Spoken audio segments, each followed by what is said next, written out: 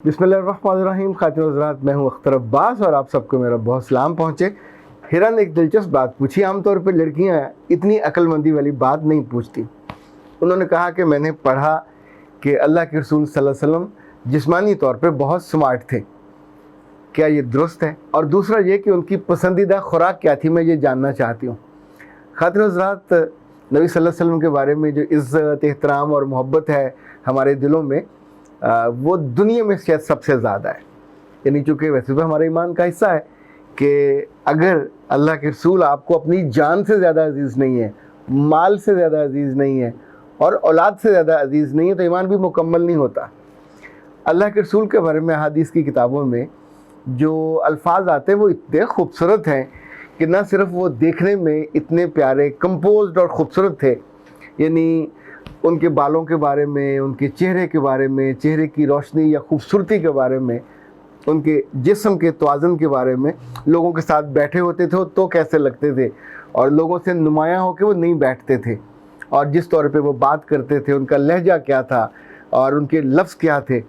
Even देखें आप, उनकी सारी ज़िंदगी के जो लफ्ज़ उन्होंने कहे वो तकरीबन सारे ही महफूज कर लिए गए। और मुझे हैरत हुई, आप बुखारी पढ़ लें, मुस्लिम पढ़ लें, सात सित्ता की 6 की 6 किताबें, अल्लाह के रसूल ने कहीं भी लंबी बात नहीं की। यानी 5, 7, 10 मिनट की बात जो की वही अहादीस में ज़ाहिर है, उसमें कोई भी आदमी ना अपने पास से लगा सकता है ना काट सकता है। अच्छा, जो उनकी पसंदीदा चीज़ों का जिक्र आता है, लाइक अगर प्रोटीन में देखें तो उनको जौ पसंद थी, जौ का दलिया पसंद था, जौ की रोटी पसंद थी। अच्छा, सालन में आइए तो उनको कद्दू यानी सब्ज़ी है वो पसंद था, सिरका एज ए सालन पसंद था, नमक भी एज ए सालन पसंद था।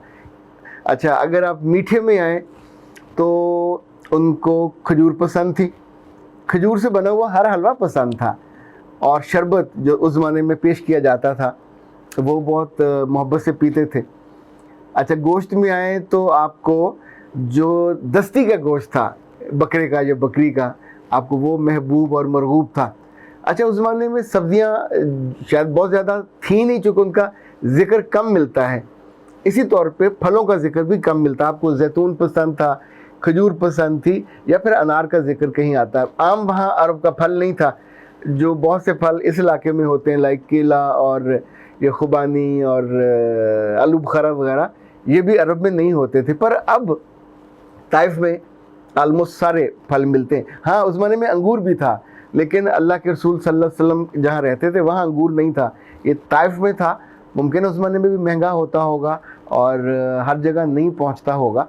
मुझे हिरा बेटा आपका जो सवाल इसलिए अच्छा लगा कि बुनियादी तौर पे जिनसे हम मोहब्बत करते हैं या जिनको फॉलो करते हैं उनके बारे में ज़रूर जानना चाहिए, उनके बारे में पढ़ना चाहिए। मैं कभी कभी अपनी ट्रेनिंग्स में ये कहता होता हूँ कि हर वो दावा झूठा है जिसका सबूत ना हो, क्योंकि जब भी हम मोहब्बत का दावा करते हैं तो फिर सबूत देने पड़ते हैं। लाइक आपको मोहम्मद सल्लल्लाहु अलैहि वसल्लम से मोहब्बत हो और आप उनके बारे में जानते ना हो, वो पहनते क्या थे, वो खाते क्या थे, वो बोलते कैसे थे, वो क्या बोलते थे, कौन कौन सी चीज़ें हैं जो लोगों के दिल में उतर जाती थी।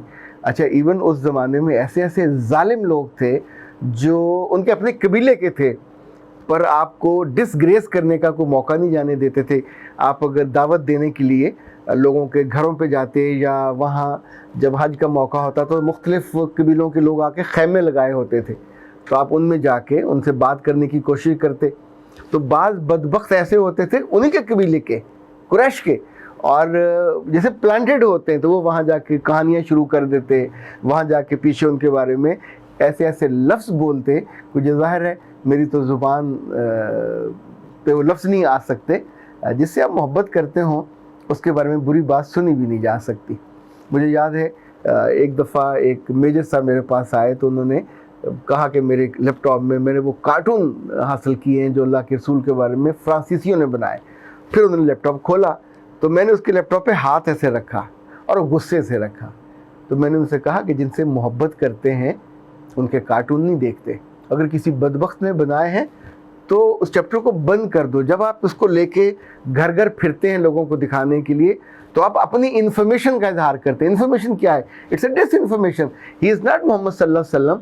پر جب آپ اس کو دیکھو گے مونچھوں والے یا ٹربن والے یا جو بھی شیپ انہوں نے بنائی ہوگی، تو آپ سوچئے کہ آپ کے جو دل میں ان کی پکچر ہے، ہمارے دل میں تو ان کی پکچر کہ ایسے نور والی ہے، ایسی محبت والی ہے، اور ایک ایسے انسان کی جس سے لوگ محبت کرتے تھے، جو ان کے بیچ میں بیٹھتا تھا، ان کو اللہ کا پیغام سناتا تھا، ان کی زندگی کو دیکھ کے لوگ اپنی زندگیوں کو بدلتے تھے، جو رشتوں پہ قائم تھا، جو دوستوں پہ قائم تھا۔ یعنی آپ اندازہ کریں کہ یہ عجیب بات آپ کو نہیں لگے گی کہ جو ان کے سب سے قریبی دوست تھے، ان سے وہ اتنی محبت اور ان پہ اعتبار کرتے تھے کہ ان میں 2 دوست ان کے داماد بنے اور 2 دوست ان کے سسر بنے۔ So that's a binding. یہ ان کی کمال۔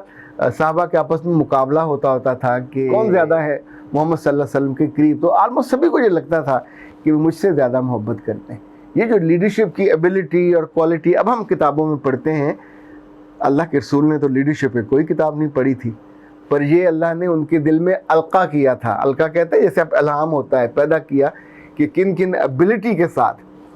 یعنی ہم اب کہتے ہیں کہ لیڈر وہ ہو نہیں سکتا جو بزدل ہو، تو اللہ کے رسول سے زیادہ بہادر۔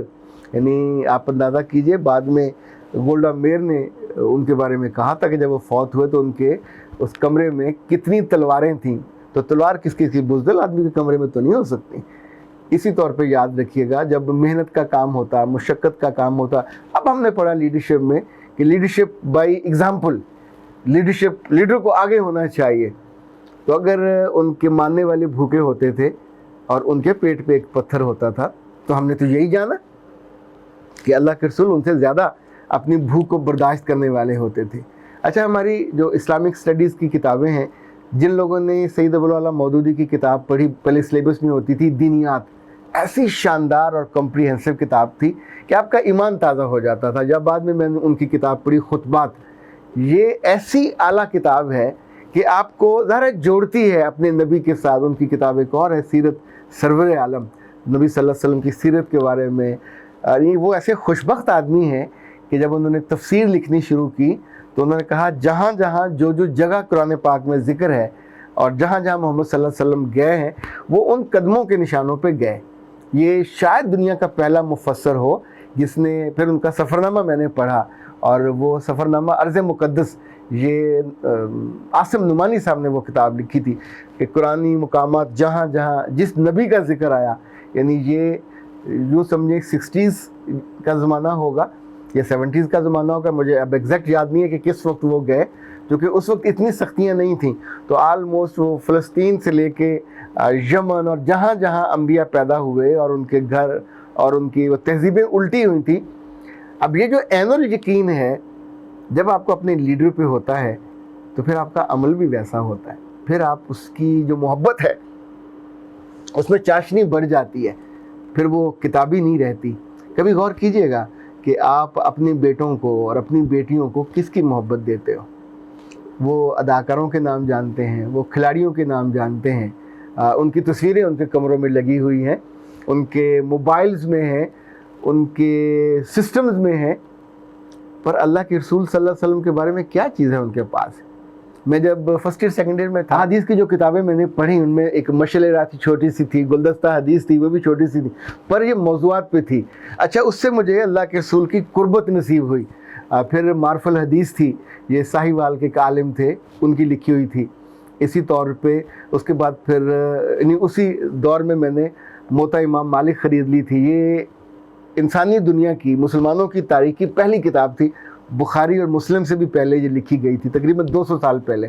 موطا امام مالک آج بھی میرے پاس ہے، وہی جلد ہے، اس پر زمانے کی تاریخ اور ڈیٹ لکھی ہوئی ہے۔ یہ ہے موطا امام مالک مکمل، اور اب اندازہ کیجئے میں نے خریدی کب، یہ 1 فروری 86 لاہور میں نے یہ خریدی تھی۔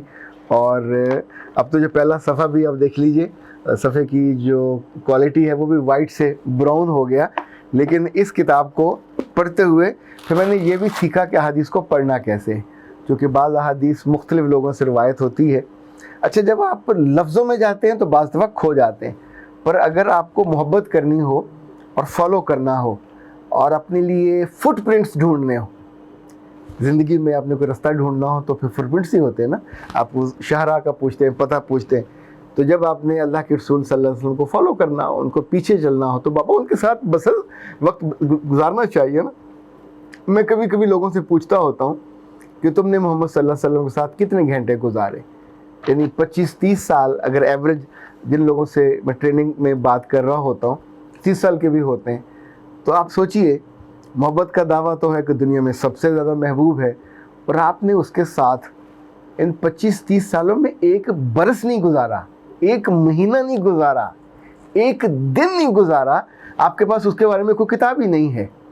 अगर दिल मोमिन है और दिल नरम है और दिल गुदाज है और आप अल्लाह के रसूल के हाथों देखें, मेरा तो ये पूरा यकीन है कि हौज़े कौसर पे जब अल्लाह के रसूल ने वादा किया तो उनके हाथों से इंशाअल्लाह हमने वो पानी पीना है।